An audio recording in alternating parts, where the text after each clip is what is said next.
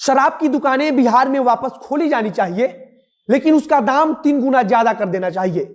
ऐसा करने से ही जहरीली शराब से होने वाली मौत रुक जाएगी और राज्य सरकार को जो टैक्स मिलेगा उससे राज्य की जो अर्थव्यवस्था खोखली हो चुकी है वह भी सुधर जाएगी। कांग्रेस पार्टी एक प्रकार से इसी मांग को लेकर अब मुखर हो रही है। कांग्रेस पार्टी चाहती है कि राज्य में अगर शराबबंदी लागू नहीं हो पा रही है तो शराब की दुकानों को सरकार की तरफ से खोल दिया जाना चाहिए और शराब के दाम को 3 गुना ज्यादा कर देना चाहिए। दूसरी तरफ राष्ट्रीय जनता दल भी कुछ इसी प्रकार की मांग कर रही है और उसका भी कहना है कि अगर शराबबंदी लागू है तो उसे कड़ाई से लागू किया जाए और सिर्फ इसलिए शराबबंदी लागू ना रहे कि इससे गरीबों को फंसाना है।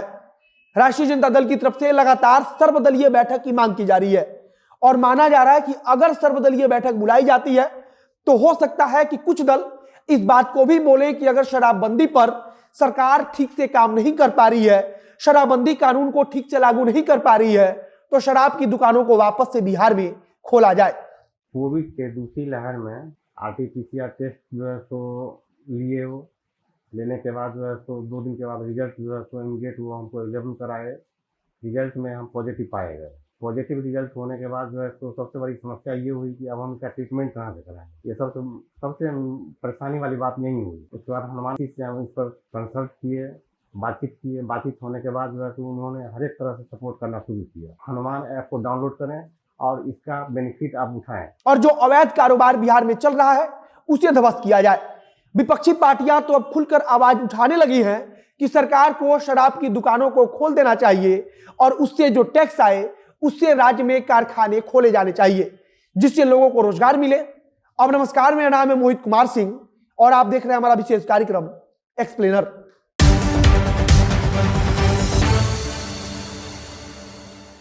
विधानसभा में कांग्रेस पार्टी के विधायक दल के नेता हैं अजीत शर्मा, जो भागलपुर से विधायक चुने जाते हैं। अब विधायक दल के नेता की तरफ से यह मांग की जा रही है कि अगर शराबबंदी लागू हो तो पूरी तरीके से हो और अगर सरकार पूरी तरह से शराबबंदी को लागू नहीं कर पा रही है तो फिर हर जगह शराब की दुकानों को खोला जाए और सरकार उसके दामों को 3 गुना ज्यादा कर दे। कांग्रेस पार्टी की तरफ से इसके पहले भी इस प्रकार की मांग को किया गया है और फिर कहा जा रहा है कि या तो शराबबंदी ठीक तरीके से लागू हो या फिर सरकार अवैध कारोबार को खत्म करने के लिए राज्य में शराब को कानूनी तौर पर शुरू करे, जिससे राज्य सरकार को टैक्स मिले और राज्य सरकार को जो टैक्स मिले उससे कारखाने खोले जाएं। कांग्रेस पार्टी का कहना है कि जब राज्य में कारखाने खुलेंगे तो लोगों को यहां पर रोजगार भी मिलेगी और सबसे जरूरी कि अगर सरकार कानूनी तौर पर शराब की दुकानों को खोल देगी तो चोरी छुपे जहरीली शराब पीकर मरने वाले लोगों की मौत भी एकदम रुक जाएगी। वैसे इस प्रकार का बयान सत्ता पक्ष के भी कई नेता इससे पहले दे चुके हैं और उनका भी कहना यही था कि शराब वैसे भी बिहार में मिल रही है और अगर सरकार इसे कानूनी तौर पर मान्यता दे देती है तो इसके बदले में उसे टैक्स मिलेगा और जिससे राज्य की विकास होगी। राष्ट्रीय जनता दल कह रही है कि शराबबंदी कानून से केवल गरीबों को फंसाया जा रहा है और उन्हें परेशान किया जा रहा है। और कुछ महीने पहले मौजूदा सरकार में सहयोगी पार्टी के सबसे बड़े नेता जीतन राम मांझी ने कहा था कि शराबबंदी कानून पर विचार करना चाहिए क्योंकि इस कानून के जरिए सिर्फ दलितों को परेशान किया जा रहा है। उनका तर्क था कि शराबबंदी कानून तोड़ने के खिलाफ जितने लोग जेल में बंद हैं उनमें सबसे बड़ी संख्या दलित समाज से आने वाले लोगों की है। मौजूदा समय में कांग्रेस पार्टी चाहती है कि शराबबंदी खुले और उससे जो राजस्व प्राप्त हो उससे राज्य में फैक्ट्रियां खुले और फिर राज्य के लोगों को यहां रोजगार मिले। तो वहीं कम्युनिस्ट पार्टी चाहती है कि सरकार की तरफ से उन सभी परिवारों को मुआवजा दिया जाए जिनके घर का कोई भी सदस्य जहरीली शराब पीकर मर गया है। भारतीय कम्युनिस्ट पार्टी माले का कहना है कि सरकार अवैध कारोबार को नहीं रोक पा रही है और पुलिस की भूमिका शराब के कारोबार में सबसे महत्वपूर्ण है।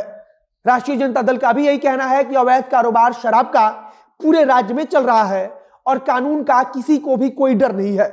राष्ट्रीय जनता दल बार बार सर्वदलीय बैठक की मांग कर रही है और अगर सर्वदलीय बैठक होती है तो उसमें क्या मांग की जाएगी इसके बारे में कुछ ठीक तो नहीं है, लेकिन कांग्रेस पार्टी तथा विपक्ष के अन्य कई दल यह मांग कर सकते हैं कि अगर सरकार शराबबंदी को ठीक से लागू नहीं कर पा रही है तो फिर सरकार शराब को शुरू कर दे।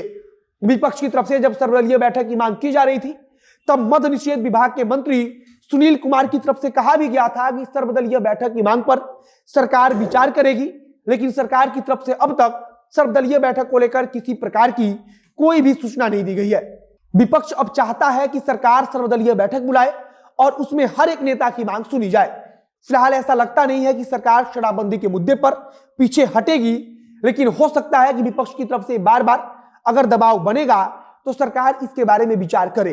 बाकी सरकार की तरफ से, विपक्षी पार्टियों की तरफ से अगर कुछ भी नई जानकारी आएगी तो उसे हम आप तक पहुंचाएंगे। इस वीडियो को यहीं समाप्त करते हैं। वीडियो को शेयर कीजिएगा। अगर फेसबुक पर देख रहे हैं तो पेज को लाइक कर लीजिए और अगर यूट्यूब पर देख रहे हैं चैनल को सब्सक्राइब कीजिए। बाकी मिलते हैं फिर बहुत जल्द अगले वीडियो में। कैमरे के पीछे ओम प्रकाश खड़े हैं और मैं मोहित कुमार सिंह। बहुत बहुत धन्यवाद।